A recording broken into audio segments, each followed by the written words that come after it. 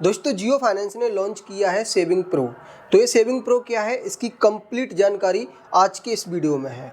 और इस वीडियो को वही लोग देखें जो इसको लेकर सीरियस हैं, क्योंकि इसमें मैंने पूरी जानकारी दी है। तो ये कहीं ना कहीं आपको बोरिंग भी लग सकता है, क्योंकि नॉलेजेबल वीडियो बोरिंग होती है।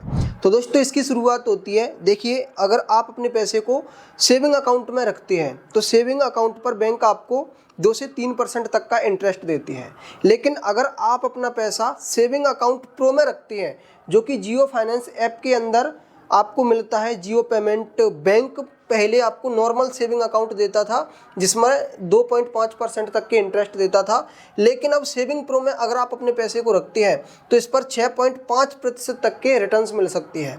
और यहाँ पर आपका जो भी पैसा होता है वो ऑटोमेटिकली म्यूचुअल फंड में इन्वेस्टमेंट हो जाता है।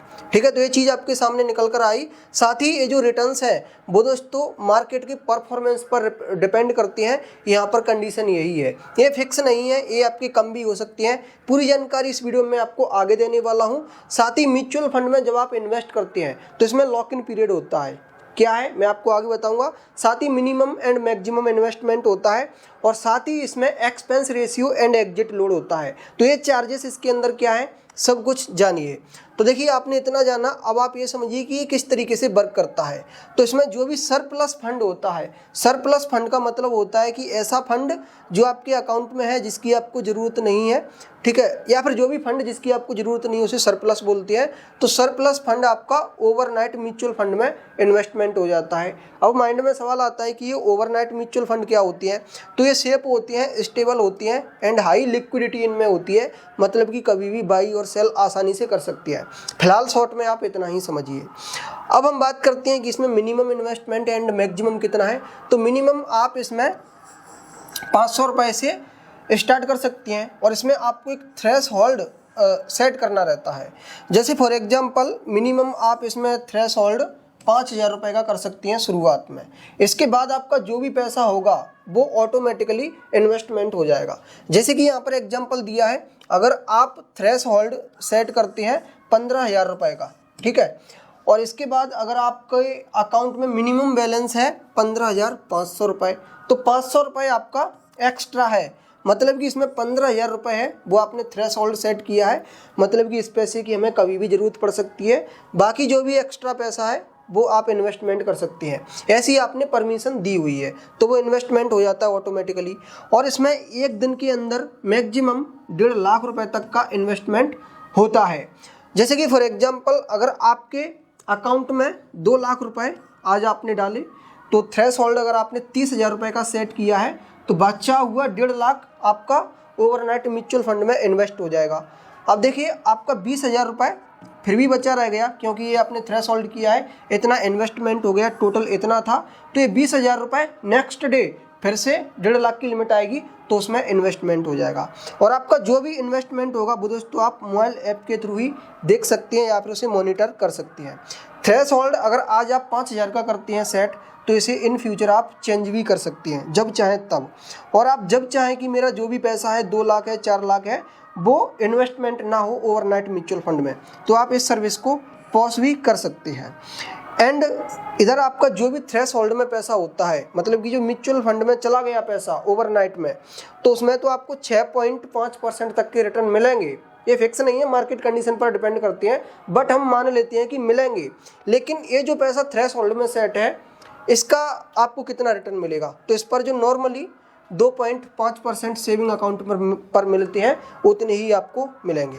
नेक्स्ट इसमें चार्जेस और फीस क्या है। तो इसमें एंट्री मतलब कि इन्वेस्ट करने का और विड्रॉल करने का कोई भी चार्ज नहीं है, एंट्री एग्जिट चार्ज नहीं है। सेविंग अकाउंट में कोई भी मेंटेनेंस चार्ज नहीं है, जो आपका प्रो अकाउंट ओपन होता है उसका। एंड इसमें क्योंकि यह एक म्यूचुअल फंड है, तो इसमें एक्सपेंस रेशियो दोस्तों अप्लाई होती है, जो डिपेंड करता है कि कौन सा म्यूचुअल फंड है और उसमें कितने चार्जेस लगती हैं। अगर ये अपने ही म्यूचुअल फंड में Jio BlackRock overnight mutual fund, ये दोस्तों इनका खुद का म्यूचुअल फंड है, अगर ये इसमें ही इन्वेस्टमेंट करते हैं तो इसमें 0.07% तक एक्सपेंस रेशियो लगता है। अब देखिए आपका जो सेविंग प्रो अकाउंट ओपन हो रहा है, क्या इसके लिए कुछ रिक्वायरमेंट है कि मिनिमम बैलेंस इतना होना चाहिए, जैसे कि कुछ बैंक अकाउंट में आपको 2000 रखना पड़ता है, किसी में 1000, किसी में 500। तो इसकी कोई भी लिमिट नहीं है, आप जब चाहे पूरे पैसे को विड्रॉल कर सकते हैं इस अकाउंट से भी, सेविंग प्रो से, एंड जो आपका आगे इन्वेस्टमेंट हो गया है उसे भी आप पूरा निकाल सकती हैं। और इसमें कोई लॉक इन पीरियड भी नहीं है, आप जब चाहें तब अपने पैसे को रिडीम कर सकती हैं। तो इसका मतलब दोस्तों यह है, मुझे लगता है कि ये खुद के ही म्यूचुअल फंड में इन्वेस्टमेंट करेंगे, इसीलिए इन्होंने कोई भी चार्ज नहीं रखा है, क्योंकि खुद की ही सारी सर्विसेज हैं तो हम फ्री में दे सकते हैं। इन्वेस्टमेंट करने का प्रोसेस क्या है, तो सबसे पहले आपको जियो फाइनेंस ऐप अपने मोबाइल में इंस्टॉल करना है या फिर डाउनलोड करना है। फिर आपको उसमें जियो पेमेंट बैंक के अंदर जाना है। अभी आपका सेविंग अकाउंट अगर है तो आप इसमें लॉगिन कर लीजिए, अगर नहीं है तो आप उसमें अपना अकाउंट क्रिएट कर लीजिए। अगर आपका सेविंग अकाउंट है तो इसे आप सेविंग प्रो में बदल लीजिए और थ्रेशोल्ड आप जो भी सेट करना चाहें वो कर दीजिए। इसके बाद जो भी पैसा होगा वो ओवरनाइट म्यूचुअल फंड में ऑटोमेटिकली इन्वेस्टमेंट हो जाएगा, और जब आपको पैसे की ज़रूरत पड़े तब आप रिडीम या फिर विड्रॉल कर सकती हैं।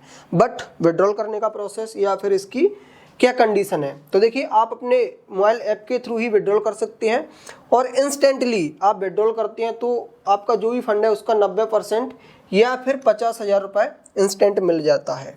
जो भी कम होगा वो मिलेगा। जैसे फॉर एग्जांपल अगर आपका 1 लाख रुपए इन्वेस्टमेंट है तो 1 लाख रुपए का 90% 90,000 होता है, लेकिन 90,000 50,000 से ज़्यादा है तो आपको 50,000 रुपये इंस्टेंट मिल जाएंगे।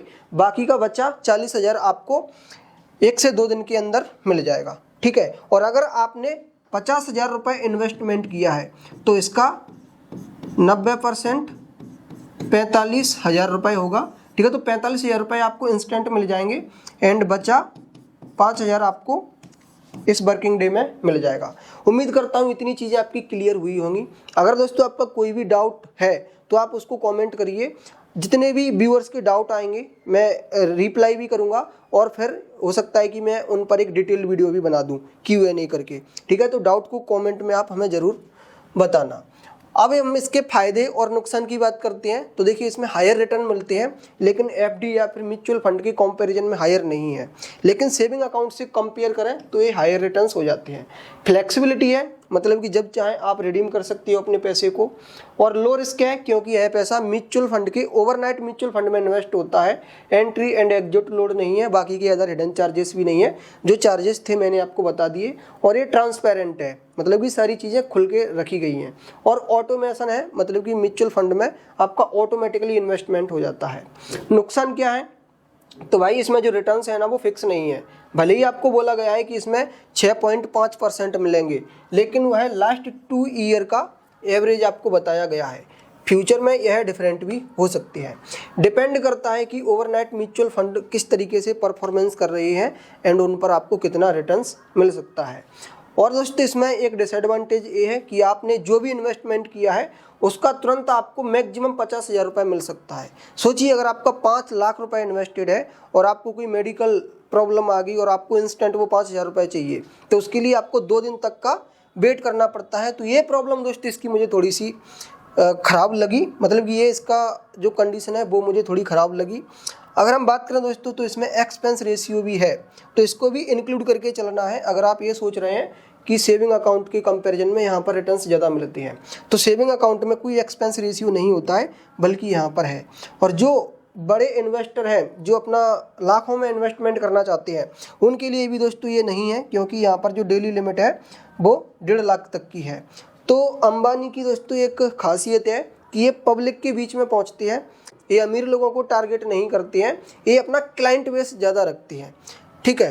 अब अगर हम सब कुछ मिलाकर देखें, मतलब कि इसके जो भी एडवांटेज हैं या फिर डिसएडवांटेज हैं, इन सब को अगर हम सोचें तब भी मुझे ऐसा लगता है कि ये सेविंग अकाउंट जो आपका नॉर्मल है उससे बेटर ही होगा। मतलब कि यह फीचर आपके काम का है, सेविंग प्रो अकाउंट में आपको शिफ्ट होना चाहिए। ये यहाँ पर मेरा ओपिनियन है। बट क्या ये एफडी से बेटर है, तो ये एफडी से बेटर नहीं है, क्योंकि अभी मैंने भी दोस्तों एफडी किया है, जून में किया था, तो उस पर 7.5% इंटरेस्ट मिलता है और इस पर कोई भी रिस्क नहीं है, ये काफ़ी ज़्यादा सेफ है। वहीं एफडी जितना सेफ ये आपका जो भी फीचर है वो नहीं है।